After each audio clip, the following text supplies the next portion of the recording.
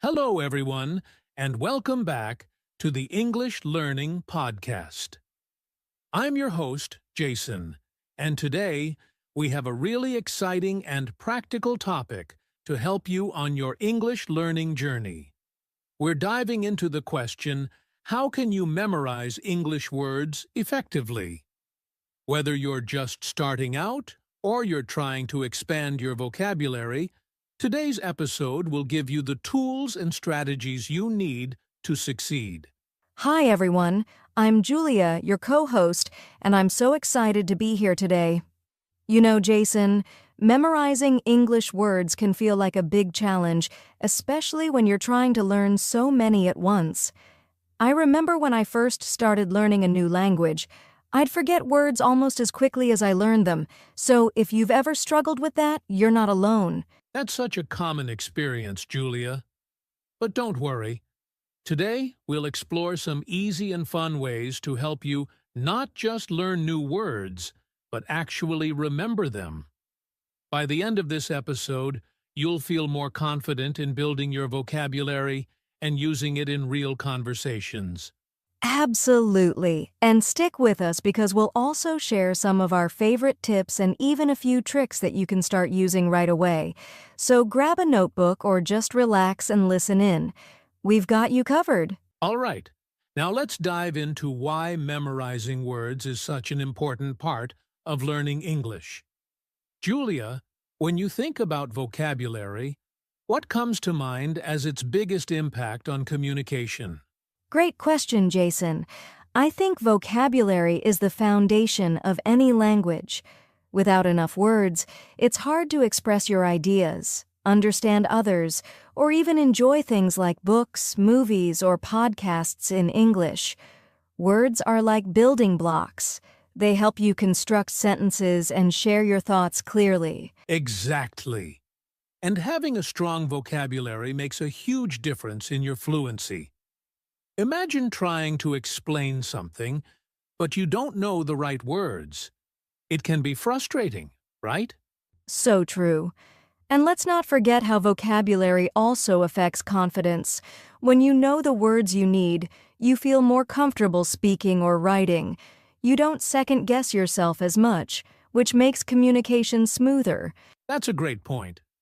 Plus, vocabulary is also key for understanding. When you're listening to someone speak or reading a text, knowing more words means you can follow along more easily without stopping to translate or look things up. Right. And one of my favorite things about learning new words is how it opens up new opportunities. Whether it's getting better at your job, making friends from other countries, or traveling, vocabulary connects you to the world. Well said, Julia. So, if you're listening and wondering why we're emphasizing this, it's because building your vocabulary is one of the fastest ways to improve your overall English skills. Now, let's talk about the challenges that many learners face when trying to memorize new words, and how to overcome them. All right? Now that we know why vocabulary is so important, let's talk about the challenges learners face when trying to memorize new words. Julia, what do you think is the most common problem people encounter? Good question, Jason. One of the biggest challenges is forgetting words quickly. You know, you learn a new word today, but by tomorrow, or even in a few hours, it's gone. That can feel so frustrating and discouraging. Absolutely. That's something so many learners experience. Another challenge I hear about often is struggling to use the word in context. You might know the word, but when it's time to use it in a sentence, you freeze. Yes. And I think a lack of practice makes it harder to remember words too. If you don't review or use the word regularly, it just fades away. It's like trying to remember a friend's phone number you never dial. Exactly. And here's another one. Pronunciation. Sometimes learners avoid using a word because they're not sure how to say it correctly, and that hesitation makes it harder to remember the word over time. That's so true. Another issue I've heard is trying to learn too many words at once. If you're studying a big list of words, it can feel overwhelming and your brain doesn't know what to focus on. Yes, and that can lead to confusion, especially when words look or sound similar. For example, words like affect and effect. People mix those up all the time. Exactly. And let's not forget boredom. If the learning process isn't fun or engaging, it's easy to lose motivation. That's why some people give up before they make real progress. Great point, Julia. So if you've faced any of these challenges, don't worry. You're not alone. In fact, it's totally normal. But here's the good news. For every challenge, there's a solution. And that's what we're going to dive into next. Now that we've talked about the challenges, let's get to the good part. How to overcome them. Julia, what's your go-to tip for memorizing words? One of my favorites is using flashcards. They're simple but so effective. You can write the word on one side and the meaning or a sentence on the other. And with apps like Anki or Quizlet, you can even create digital flashcards that you can review anywhere. Absolutely. Another technique I love is learning words in context. Instead of just memorizing the word run, try to use it in a sentence like, I run every morning. This helps you understand how the word works in real life. Flashcards are great. I'd add to that by saying it's helpful to include images or pictures on your flashcards. Associating a word with a visual makes it much easier to remember. For example, if you're learning the word apple, seeing a picture of an apple can make it stick in your mind. Great tip. And speaking of context, reading and listening to English content is a fantastic way to learn vocabulary naturally. Whether it's books, articles, podcasts, or TV shows, you'll encounter new words and see how they're used in different situations. That's so true, Jason. And here's another one, spaced repetition.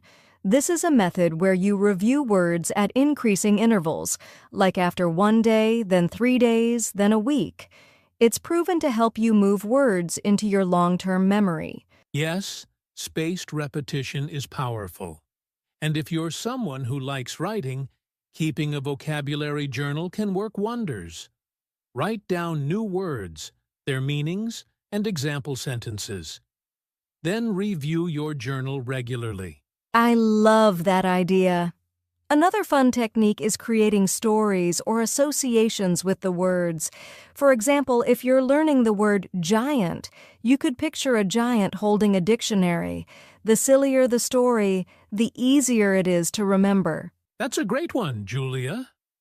And don't forget the importance of practicing pronunciation. Use tools like Google Translate or language apps to hear how a word is pronounced, and then say it out loud. This makes you more confident and helps cement the word in your memory. Good point, Jason. And here's one more. Label things around you in English. For example, stick a note that says refrigerator on your fridge. Seeing these labels every day helps you learn without even trying. These are all fantastic strategies. Remember, you don't have to use all of them at once. Pick 1 or 2 that work for you and start there. Consistency is key. Right. And to make it fun, try combining these methods, like using flashcards and then testing yourself by writing short stories with the new words you've learned. The more you enjoy the process, the more effective it will be. Exactly. So, to our listeners, take a moment to think about which of these tips you'd like to try first. And don't worry if it feels like a lot. We'll recap the key points later to help you out. All right, let's make this fun. We're going to do a quick interactive activity to test your memory and help you practice some of the tips we just shared. Julia, are you ready to help me out? Of course, Jason. Let's give our listeners a chance to try out what they've learned. Here's how it works. I'll give you a word, and you'll have a few seconds to think of its meaning and use it in a sentence. Ready, everyone? Let's start easy. Here's the first word. Happy. What does it mean? Can you use it in a sentence? Okay, here's an example. Happy means feeling good or joyful. For example, I am happy when I spend time with my family. Did you come up with a sentence? Great job if you did. Let's try another one. This time, the word is run. Think about its meaning and create a sentence. Ready? Go. All right, here's my example. Run means to move quickly on foot. For example, I run every morning to stay healthy. How did you do? Keep practicing. Now, let's try something more advanced. The word is giant. Think of its meaning and use it in a sentence. I'll give you a moment. Here's one. A giant is something very large. For example, there's a giant tree in my backyard. If you thought of a sentence, that's amazing. Nice work, everyone. Activities like this are a fun way to test your knowledge and improve your vocabulary. And remember, the more you practice using words in sentences, the more natural it will feel. Exactly. You can try this activity on your own too. Pick a few words each day, think of their meanings, and use them in sentences. It's a great way to reinforce what you've learned. All right, let's move on to wrap things up with a quick recap and some final thoughts. Stay with us. Now that you've learned some great tips and tried a fun activity, let's talk about how to apply this in your daily life.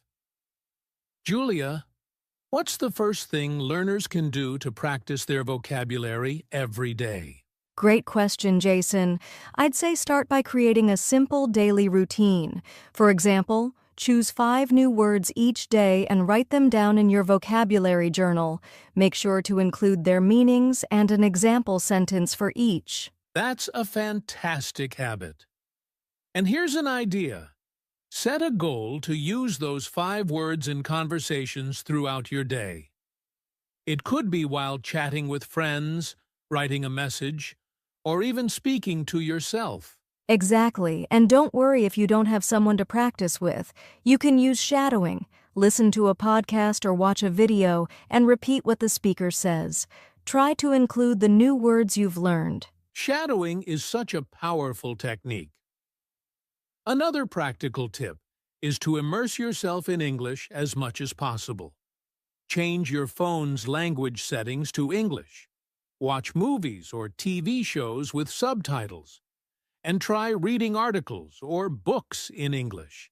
That's so helpful, Jason. And if you're someone who enjoys technology, there are apps like Duolingo, Memrise, or Anki that can help you practice vocabulary in a fun and interactive way. Good suggestion, Julia. And let's not forget about writing. Keep a daily journal in English. Write about your day, your thoughts, or even create short stories using the new words you've learned. Writing helps reinforce memory. Absolutely. And here's one more idea. Use a language buddy or join an online community. There are so many forums and groups where you can practice writing or speaking in English with other learners. That's a great way to make learning social and interactive.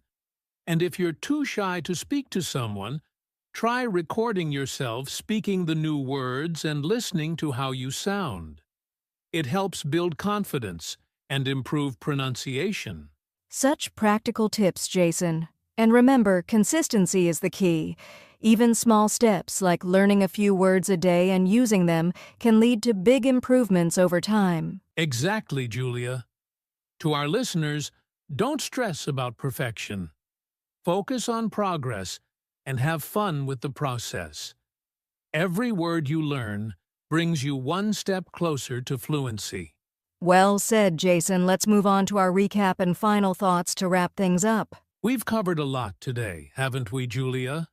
From understanding why memorizing words is important to overcoming challenges, learning practical tips, and even testing your skills with an activity. That's right, Jason.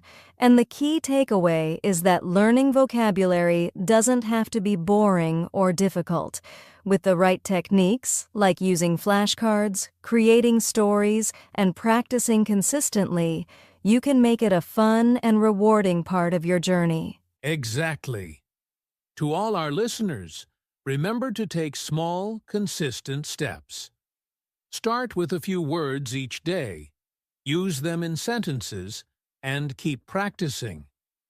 Progress might feel slow at first, but every effort you make adds up. And we'd love to hear from you. What's your favorite way to learn new words? Or do you have a technique we didn't mention? Share it in the comments or message us directly. We'd love to include your ideas in future episodes. Also, don't forget to subscribe to our podcast and check out the playlist for more episodes. If you found today's tips helpful, share this episode with your friends or anyone who's learning English. It might help them too. And one last thing, take what you've learned today and put it into action. Start memorizing 5 new words right now and try using them in a sentence. You've got this. Thanks for listening, everyone. Keep practicing, stay motivated, and we'll see you in the next episode of the English Learning Podcast. Bye for now. Bye, everyone. Happy learning.